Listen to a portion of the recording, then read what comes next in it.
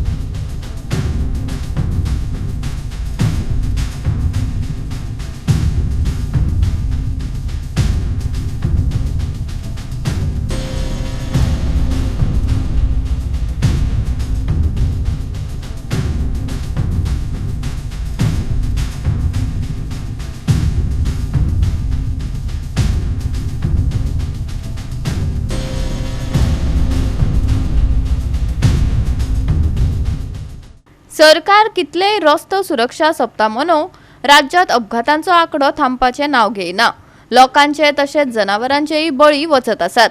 High speed, पिड्ड्यार रस्ते, नेमांचे पालन न करप अश्यो जायत्यो घडणुको अपघातांक आपोवणे दितात।